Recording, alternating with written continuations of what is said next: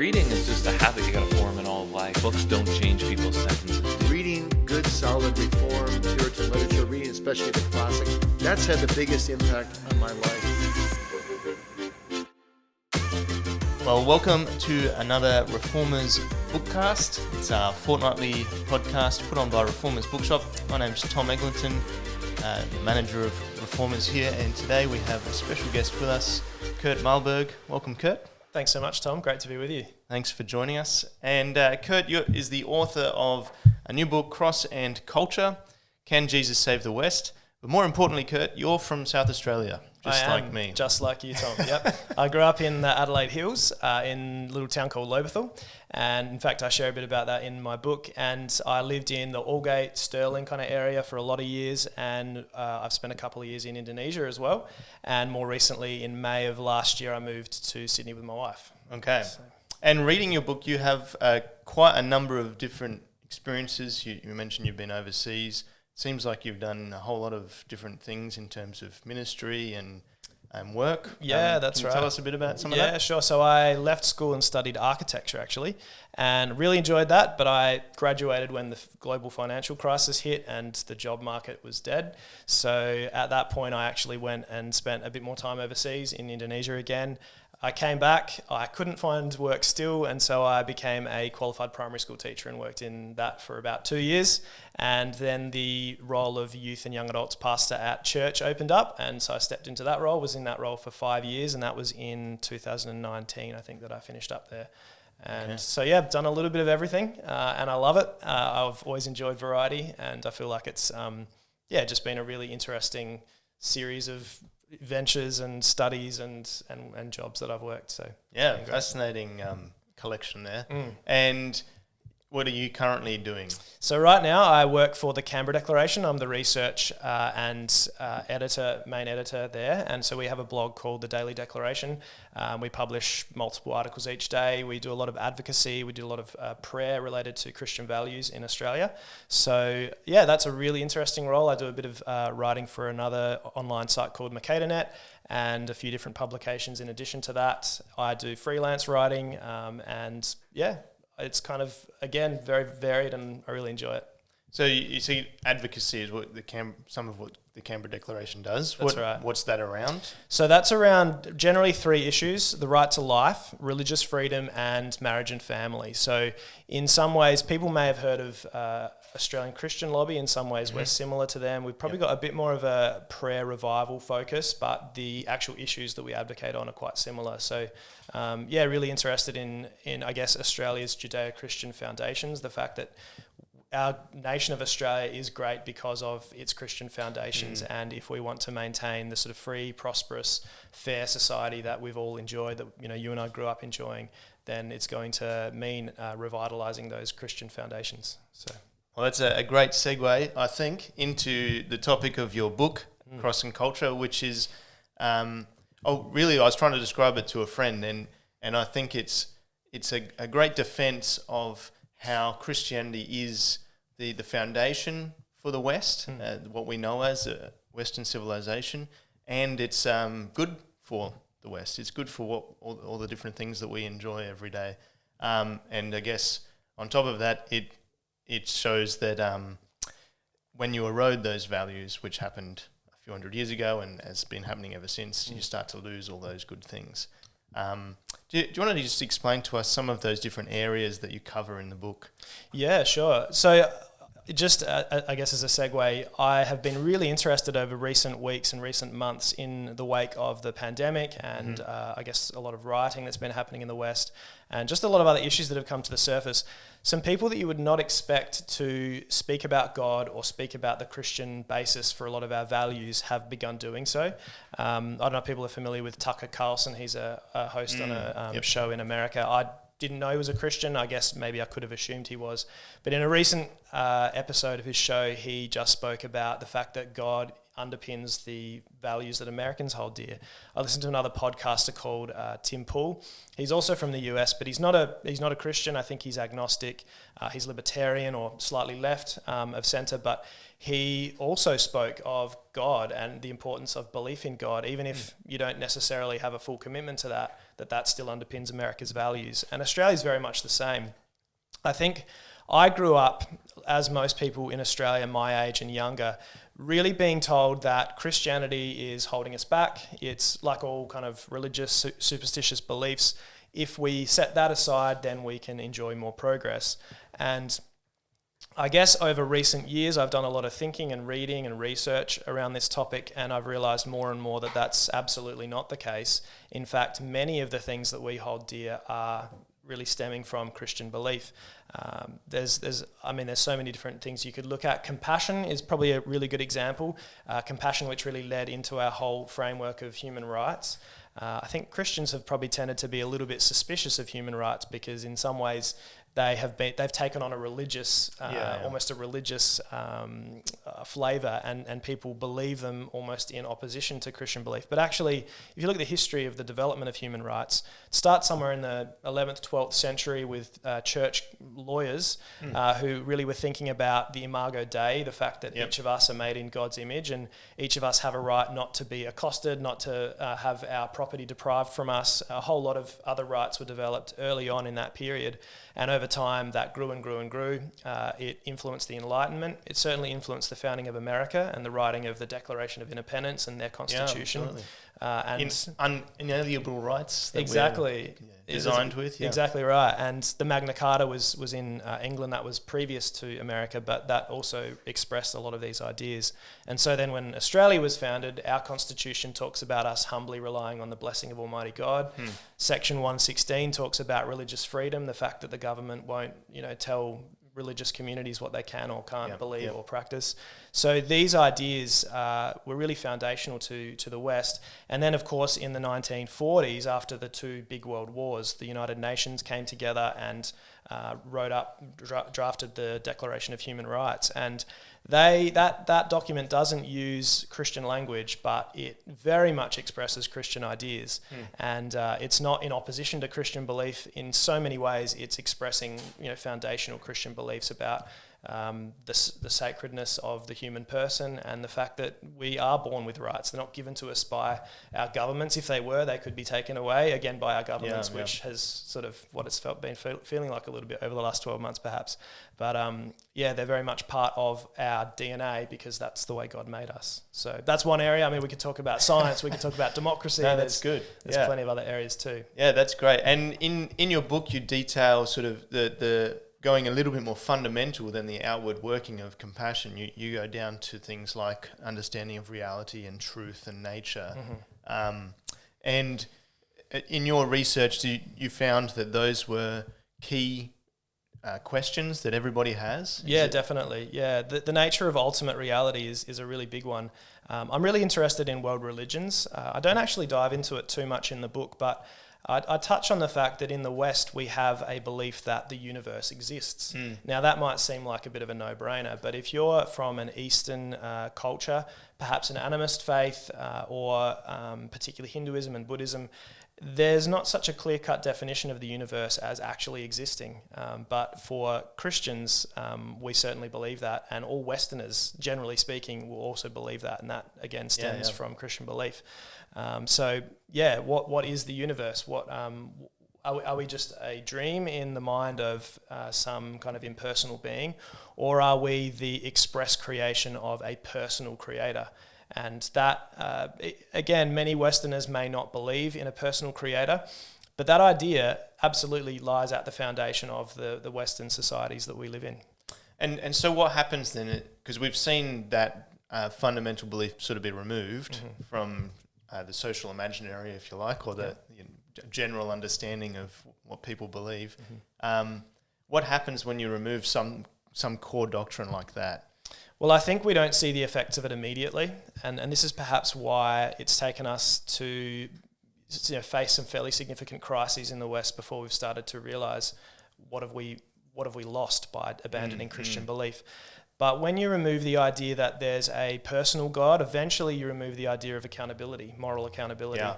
And so it's very easy. I guess when we believe in a personal God, we believe that in some way there's a relationship between us and that God. It might be distant, but it's there. It exists. Yeah. Even a deist God still has rules, right? That's right, exactly. Even if the rules are just gravity, but there's fundamental rules and ideas there that we either live in accordance to or counter to, and so there's at least in the moral realm, there's accountability to that Creator. And I think one of the reasons perhaps that a lot of Eastern sort of superstitious beliefs are making a big resurgence in recent decades is because there's an attraction there. Because if we can have spirituality and we can have some sense of meaning and purpose in our lives, but without a God, without a Creator who exists and who set a moral framework, then we can kind of live how we want in those areas of our life that we have, feeling particularly drawn to. And so I think that's over time we've seen that. And at a personal level, it might feel very freeing because, great, I can kind of live how I want. But if you let an entire society start to think that way and live that way over a really long period of time, you end up with a massive resurgence of slavery, which is what we're seeing. You end up with a huge problem of pornography, of violent crime, of white-collar crime, of corruption, and all of these things. I guess they've been around as long as humans have. But they've been sort of kept in... They have been kept in check by what we would call Western civilization, Christian civilization. Yep. And if you go back, say, 100 years, 200 years, sure, there was plenty of crimes then too, there was plenty of sin then too.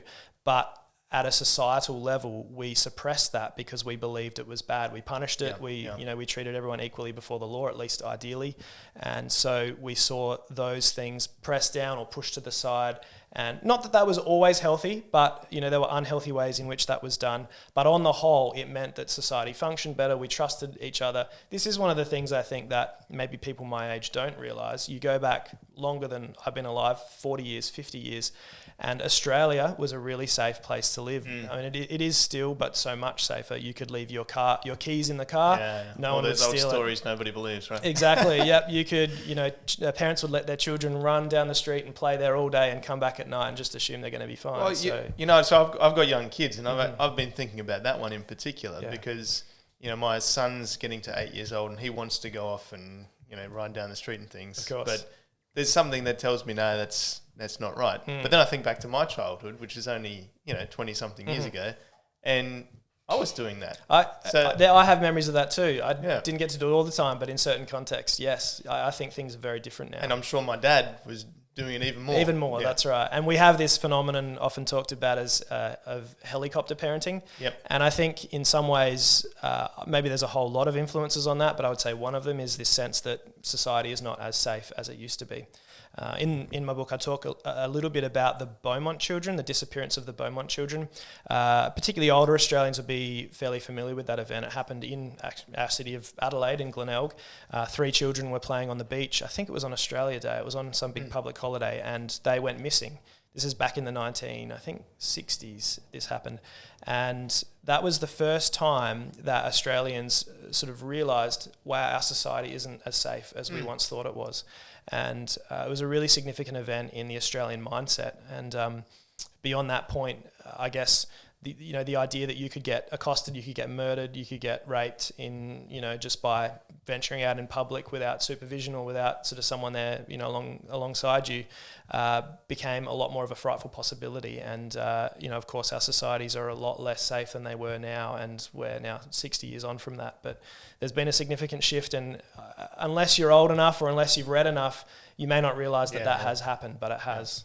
And I guess we've just explored 2 areas, and in your book you explore there's a multitude of others where the West does seem to be degrading because these fundamentals that Christianity brought in have been removed from underneath us. Yes. So let's just shift the conversation a little bit more into something a little bit more practical and maybe hopeful. The subtitle of your book is "Can Jesus Save the West?" And so I guess the question Christians should be thinking about now, the question I'm thinking about is, what can I do if there are these fundamental realities and questions that Christianity has provided answers to that have built the West, which have now been removed? what hope do we have? I mean, I think there's always hope. I guess I look at some of the events unfolding. I talk about some of these trends like censorship and restrictions on religious freedom. That there's a whole bunch that you could name, and there are some pretty big concerns there. And so I guess some days perhaps I'm a bit more morose than I am other days, and I think, oh, where are things really going?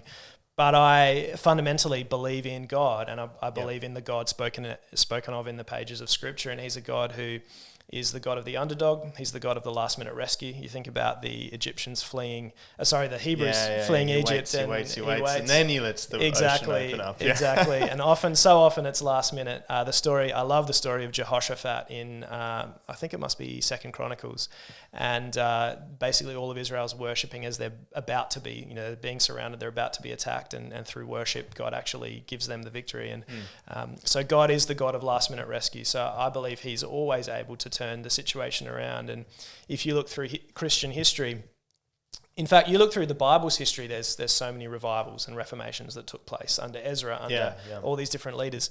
But you look in Christian history as well, post-Bible being finished, and there are so many stories that are very similar too. One of my favourite characters from history, Christian history particularly, is John Wesley. Yep. And he was just an amazing reformer. The Great Awakenings happened sort of, during his time. And he was a big preacher. He wrote hymns. He was a social reformer. He started a lot of the non-profits that even continue today, or at least they were started under his leadership. And he was not only about spiritual truth and communicating that, he was about social reform. And so often we actually see those two things come hand in hand. So you look back through the history of revivals and we see not just people awakened to faith and brought back into a relationship with God, but we see whole societies reformed. We see laws knocked down and tyranny toppled, and we see freedom restored. We see truth restored. We see trust, in a social sense restored. And so I have to believe that that's possible. And it's not as though we're living, in the darkest of days right now. I know history's been much worse than it is currently. But to whatever degree as Christians we feel like things are looking bad and things are looking hopeless, all we need to do is open up the Bible, open up Christian history, and realize that God has, rescued His people and whole societies, whole civilizations, time and time again. I was thinking about a quote on the drive here, and it's in my book as well. G.K. Chesterton, I think he was a Catholic, and he said, Christianity has died and risen again many times because it has a God who knew the way out of the grave. Yeah. And I love that quote, and I think that's so important for us to remember. Absolutely. Let's just nail this down into maybe three different areas. Firstly, in terms of our personal walk as Christians, does that have any impact in culture? Like we often look at and we say, well, Google and Amazon and, whatever other, the universities are all running the world. Sure. What can I do? What can I do? Yeah. What point is there in my life? Yeah, it's a great question, and I think particularly in recent years, and we look at a lot of the rioting over a lot of different issues. Some are racial, some are to do with lockdown, some are to do with Australia Day recently.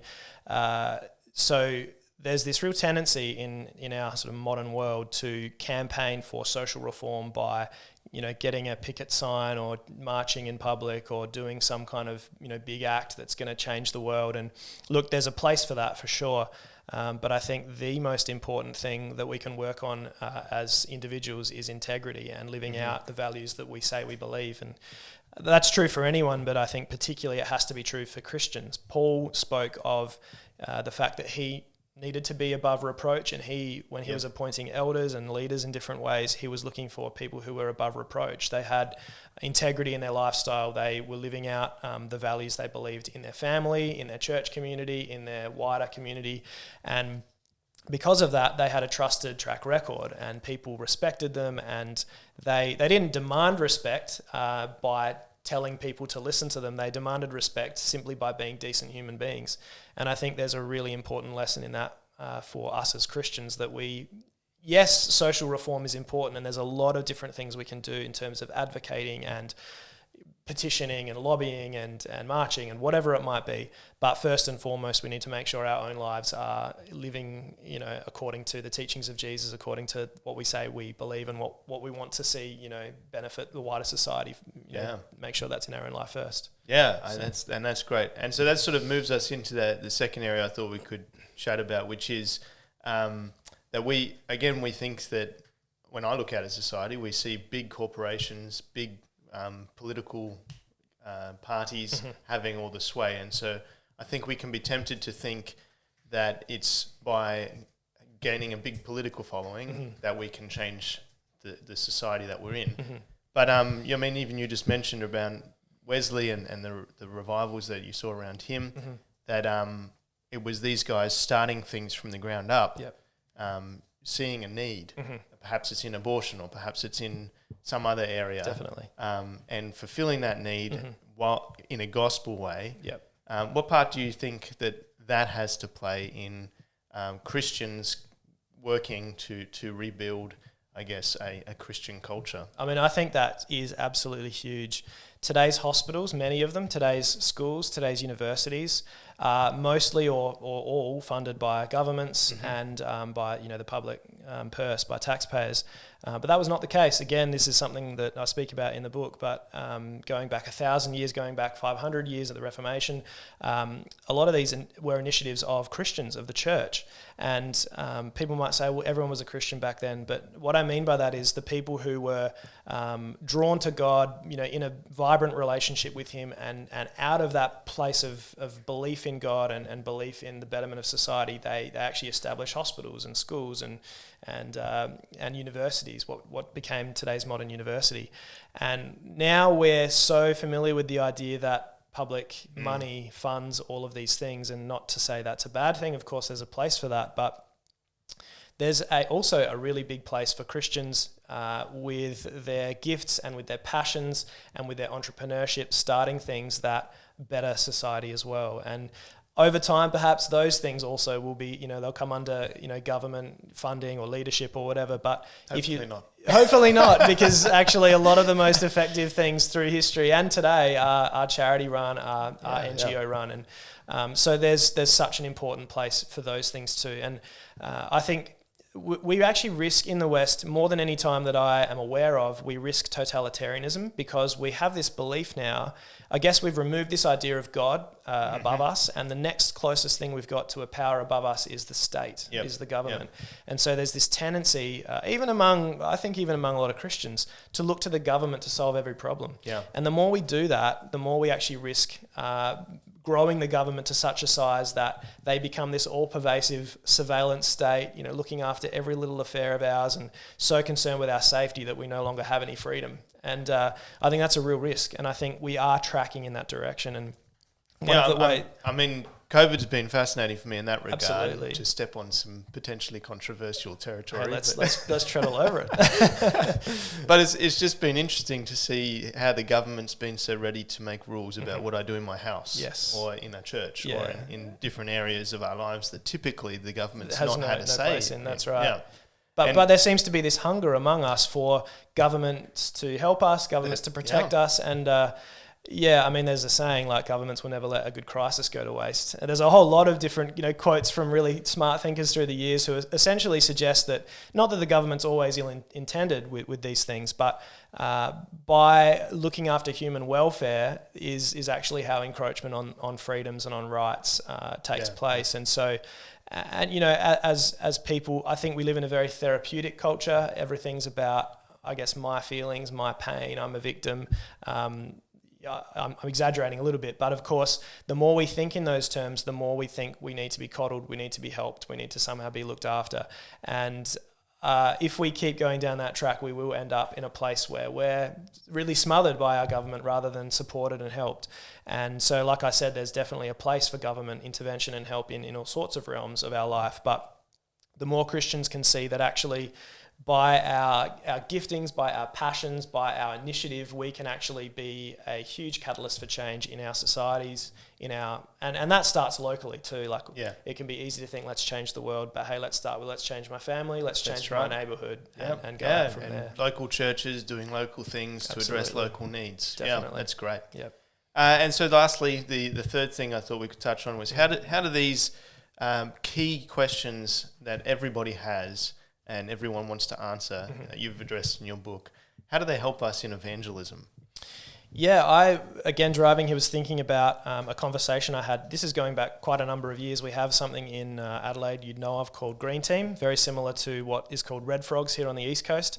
And it's essentially a week-long or so ministry towards school leavers, people who've just finished Year 12 and are out celebrating, often in quite dangerous ways. And so part of the idea of Green Team is to try to keep people safe and help them party safely. And it's a local initiative. Good local initiative, safety. Exactly. Yeah, and it's church run in South Australia. I think it's the safest schoolies event, and it's also almost entirely funded and run by the church, which is pretty amazing.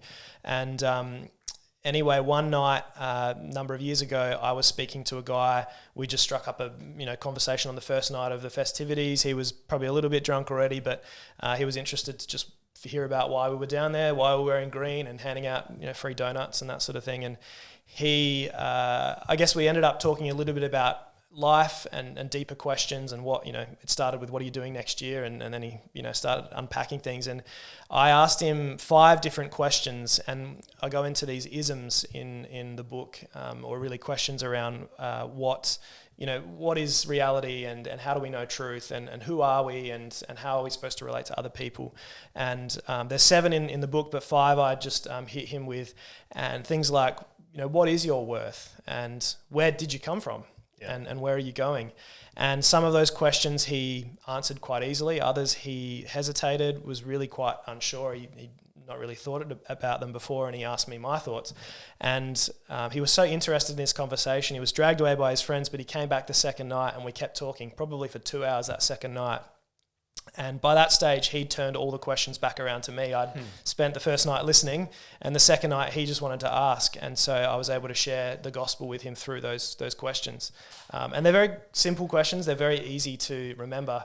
And hopefully that's something, a really practical tool that's helpful in the book. But especially by just asking people what they think, they'll be curious, because what I believe is a lot of these questions are buried deep inside of us, but they're certainly not front of mind. We are a culture that's almost entertained to death. We've constantly got something on the go. We're looking at multiple screens at a time. Our calendars are full.